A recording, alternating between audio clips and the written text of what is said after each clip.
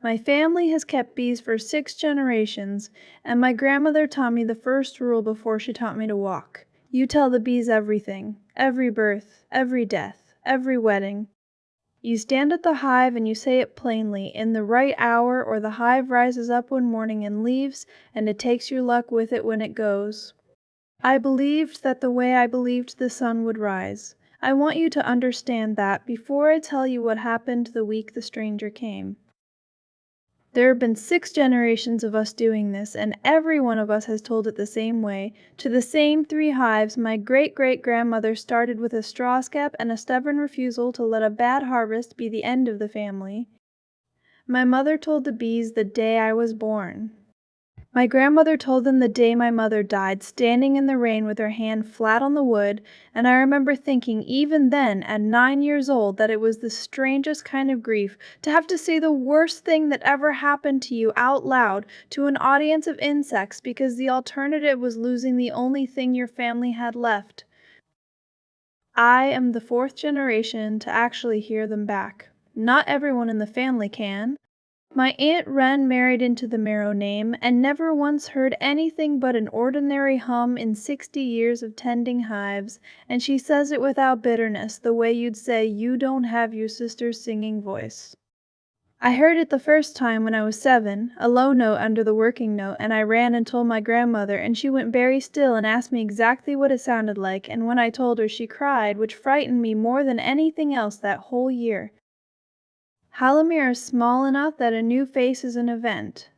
It sits in a fold of orchard country where the land goes soft and gold in autumn, 3 days' ride from anywhere that would call itself a town, and everyone in it has known everyone else's whole family history since before any of us were born.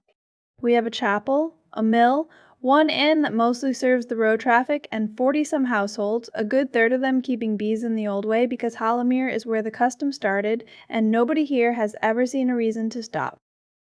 He came in on the miller's cart with 1 traveling case, dye-stained hands, and no story he offered up front, which in a village like mine is its own kind of scandal. Tam Fowler, who drives that cart twice a month and considers himself the unofficial minister of local news, told anyone who'd listened that the man had paid in real coin, hadn't said 3 words the whole ride, and had looked at the village the way you look at somewhere you're relieved to have finally reached rather than somewhere you're excited to see. He asked after work, mending, joinery, anything with his hands. And old Tam sent him to me, because my grandmother's hives needed a rack rebuilt, and I don't trust anyone who isn't careful with wood near bees. His name was Corwin, just Corwin, no family name offered, and I noticed the gap where one should sit the way you notice a missing tooth. He knelt by the hive stand and ran his thumb along the old joint like he was reading it, quiet for a long moment, and I stood there with my arms crossed, waiting to be unimpressed. He said, "Whoever built this loved it and still let it rot," and I laughed before I meant to, because that was exactly true. My grandfather built that stand the year he married my grandmother and never once maintained it afterward, out of some stubborn belief that love should be enough to hold a thing together, and no one had ever said it about my grandfather's hives before, certainly not a stranger who'd been in the village for less than an hour. He asked, while he worked, whether the joint had always been this warped or whether it happened slowly, and I told him it happened slowly, the way most ruin does, and he said that was true of most things worth fixing.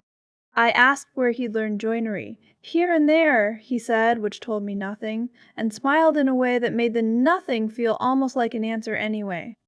I remember thinking that was a strange trick to make an evasion feel generous. He was easy to be around in a way that made me suspicious of myself. Ooh. He asked good questions about the bees, not the polite kind, the real kind. Does the hum change? Do they know your voice? Have you ever been stung on purpose? And he listened to the answers like they mattered, tilting his head, actually waiting instead of just waiting for his turn to speak. By the 3rd day, I'd stopped pretending I wasn't finding reasons to walk past where he was working.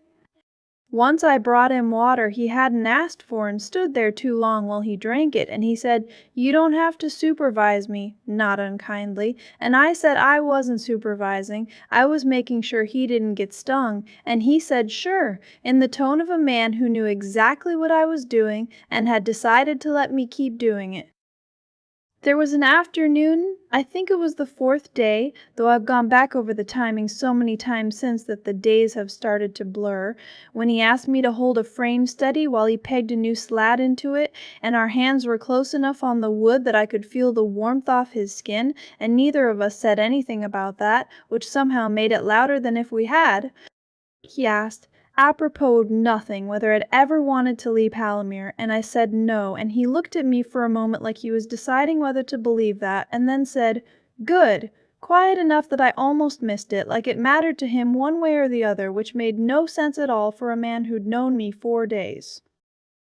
Small thing, first when the Reverend Elder Pate asked him outright where he'd come from, in that mild, chapel warden way of his that expects an honest answer because he's never had reason to expect anything else, Corwin smiled and said, "East of here," in a tone that closed the door as gently as it opened it.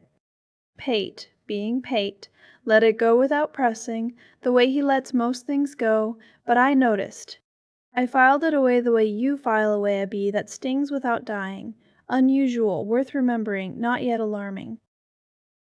The second thing I noticed, and didn't understand until much later, was that he flinched, just barely, just enough that I'd have missed it if I hadn't already been watching him too closely.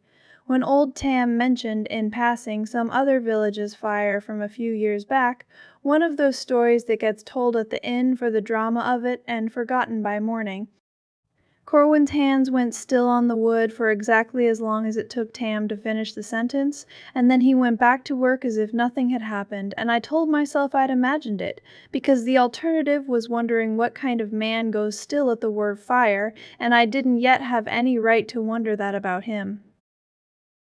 My grandmother Hessa has the oldest hive in Hallamere, older than the chapel, and she tends it herself even though her hands shake now more than they used to, and she has never once let me take that hive over, not even on the days her hands shake too badly to hold a smoker steady.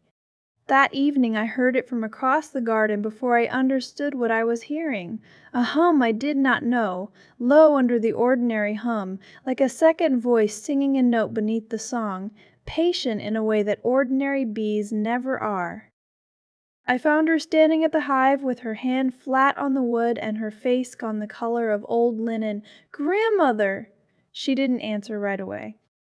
When she did, her voice had no room in it for anything but fear, which frightened me more than the sound itself had. "That's the death-telling," she said. "I have heard it twice in 60 years." Both times it was already too late to matter. "Too late for who?" I said, and she looked at me like the answer might break something in me to hear. "I don't know yet," she said, which was the first time in my whole life I had ever heard my grandmother say those 4 words about anything to do with the bees. My grandmother, who has an answer for everything, who has never once in my memory admitted to not knowing something about her own hive. I asked her when it had started. She counted back on her fingers, slow, the way she does some she doesn't want the answer to. "4 days," she said.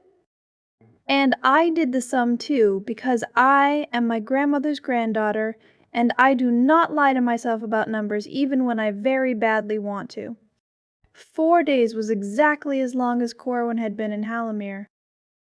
I stood there a long time after she went inside, my hand where hers had been on the warm wood, listening to that second voice keep singing underneath the first, patient, unhurried, like it had all the time in the world to finish whatever it had started. I thought about his hands going still at the word fire. I thought about "east of here" closing like a door. And I thought, not for the last time, that I had let a stranger get close enough to matter before I'd asked him a single one of the questions that actually mattered. Episode 2, tomorrow.